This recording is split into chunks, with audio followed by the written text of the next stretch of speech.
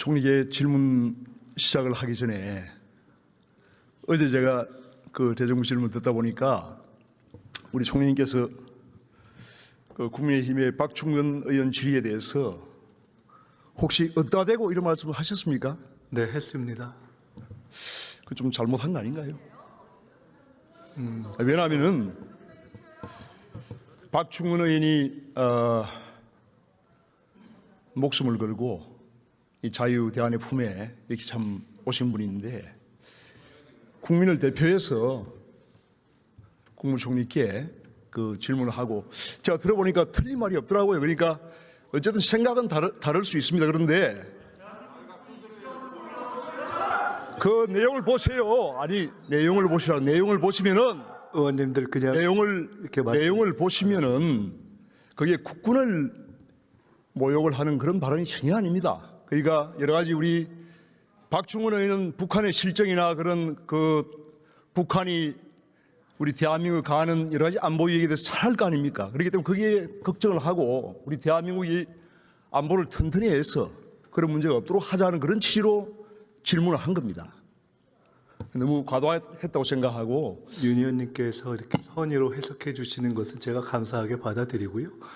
근데 말씀처럼 맥락을 정말로 한번 확인해 보시면 문자 그대로 우리 근에 대해서 사실은 용인하기 어려운 그런 표현. 총리님의 평소에 그런 참 인품을 볼 때 좀 과도했다고 생각이 들고요. 네, 저도 제 평소에 쓰지 않는 정도의 톤을 높였습니다. 제가 생각에는 사과를 하셔야 될 그런 대목이 아닌가 생각하고 오늘 기회가 되시면은 꼭 사과를 해주시길 바라고 저는 권력은 강물과 같아야 한다고 생각합니다. 강물이 모든 산골짜기의 그 물을 다 담을 수 있는 것은 강물이 가장 낮은 곳에서 흐르기 때문에 그렇습니다. 그래서 강물 같은 권력자가 되시길 바랍니다. 어제 겸손하게 하십시오. 박충건 의원께서 제게 상당히 모독적인 발언을 하신 것에 대해서는 제가 넘어갔습니다. 그렇지만 대한민국 국군에 대해서 김정은 신기보호 외에는 아무것도 없다라고 표현한 것을 제가 총리로서 이 자리에서 그냥 넘겼다면 저는 어떻게 보면은 공직자로서 그 내용을 파악을 해보시고 생각합니다.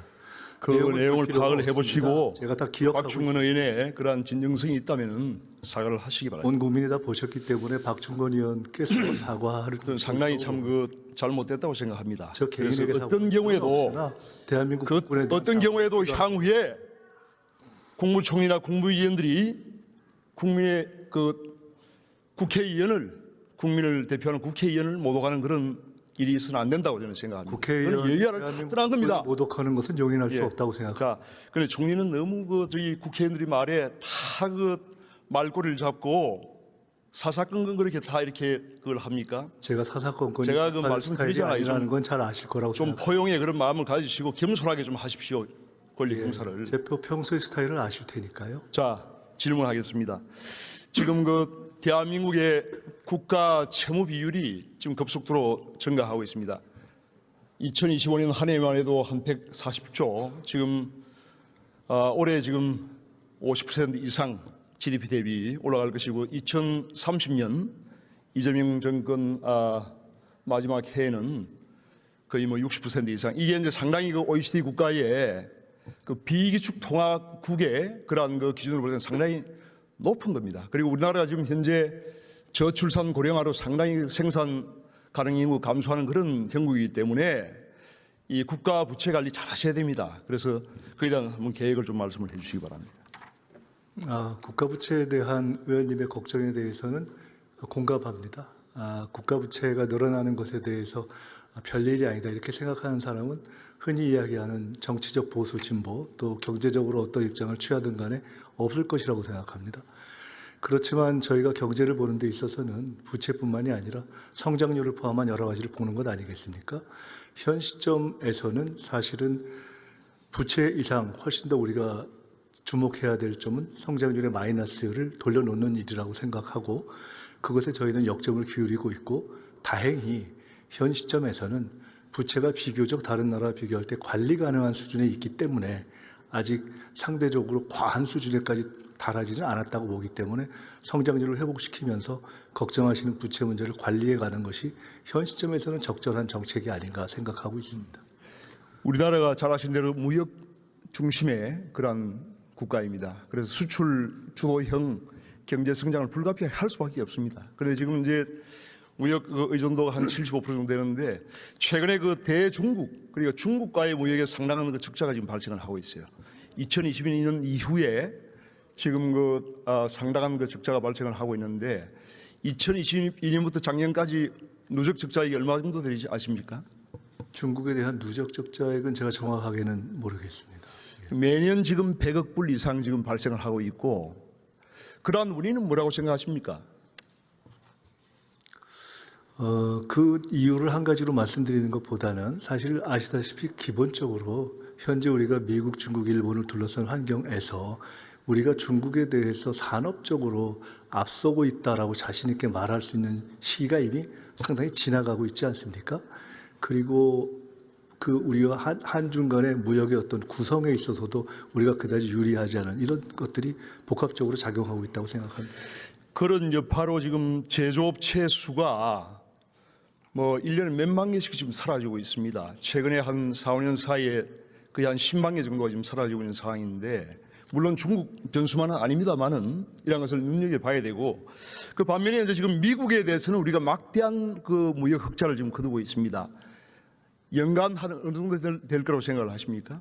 네, 그 지금 거의 우리가 미국이 이번에 한미 관세 협상 문제를 제기한 것도 FTA 체결 이후에 그간에 미국이 사실은 흔히 예상했던 것과는 달리 오히려 무역 적자를 계속 봐왔다는 미국의 판단이 작용하고 그것을 일종의 만회하려는 요구를 했을 만큼 우리가 미국에 대해서 무역 흑자를 상당 정도 지속적으로 가져온 것은 사실입니다. 네, 저는 총리께 잘 파악을 하고 계시다고 생각합니다. 그래서 미국에 대해서 우리가 지금 중국에는 매년 100억 불 이상의 지금 적자를 지고 있고 이것이 지금 고착화되고 장기화 지금 되고 있습니다. 그런데 반면에 미국에 대해서는 매년 400억 불 이상 이것이 굉장히 늘어나고 있습니다.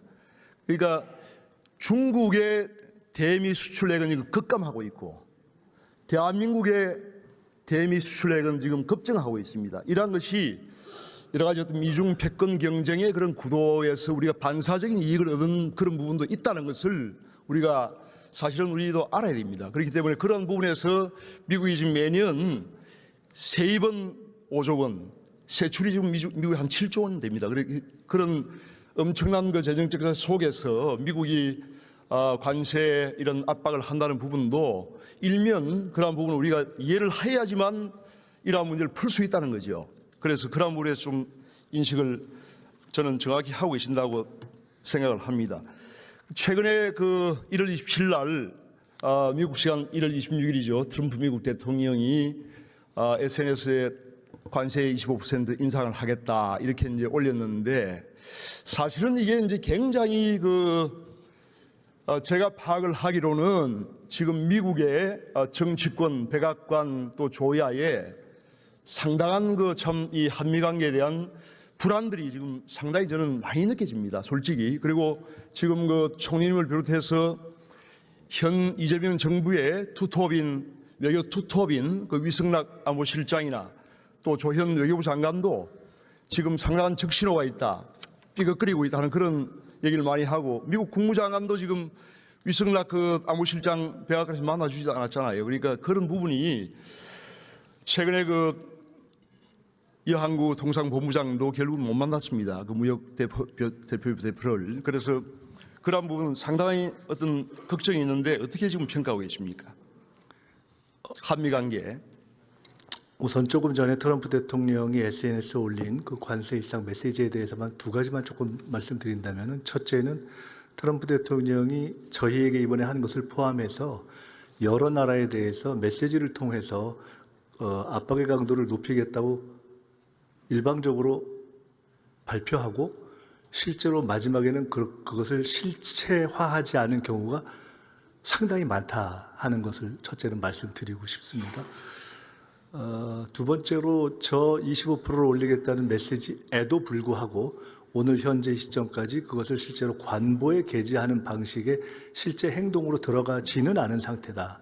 즉 저것은 압박인 것은 분명하고 또 저희로서는 부담되는 것도 분명하고 또 그렇다고 해서 저희가 뭘 잘못해서 생긴 일도 아니지만 저희들이 그것을 감수하면서 협상을 할 수밖에 없는 그런 운동장의 차이가 있는 것이죠. 그것에서 출발해서 지금까지 해왔다는 것에 대해서는 충분히 알고 계시리라고 생각합니다. 어제 제가 대정부 질문 답변을 들어보니까 이제 미국과의 관계에서 불신이 없다 이렇게 이제 말씀을 하시는데 사실은 저는 불신이 상당한 지금 불신이 있다고 생각합니다. 그래서 작년 그 한미 정상회담 3시간 앞두고 미국 트럼프 대통령이 한국에 지금 숙청이 일어나고 있다 이런 그 표현까지 썼어요. 그리고 잘 아시겠지만은 그 뉴트 킹그리치 전 미 하원 의장 11선 공화당 의원이죠. 한국이 지금 친중 공산 독재로 들어가고 있다. 들어보셨죠? 자, 님께서 고든 창, 그 트럼프 미국 대통령의 핵심 그 척헌이에요. 그런 사람들이 지금 이재명 대통령을 공산주의다, 친중 극렬한 반미주의자다 이런 말을 하고 있는데, 자, 좀 조용히 하세요. 이거 좀 시간 좀 아니 좀 들어보십시오. 좀 들어보세요. 아니 시간 좀 예. 자, 저 조용히 하시고 아니 실체를 토론을 계속 들으세요. 정확히 알아야 될 거 아닙니까? 실체를 알아야 될 거 아니에요? 자, 왜 길을 닫아 길을? 자, 조용히 하시고 좀 조용히 좀 해. 조용히 좀 하시오. 윤영석 의원님 그냥 질의 계속 하십시오. 그래서 이제 이런 것을 저도 사실은 그 미국 정치권 인사들의 이러한 발언이 저는 마음에 들지 않아요. 솔직히. 그런데 왜 이런 걸 방치하나 이겁니다. 현 정부가. 그 지난번 1월 달에 갔을 때 한번 이런 분들 만나서 설득해 본 적이 있습니까? 조금 전에 의원님께서 이 의석에서 문제 제기하시는 의원님들을 향해서 실태를 정확하게 알아야 된다라고 말씀하신 것에 대해서 굉장히 공감합니다.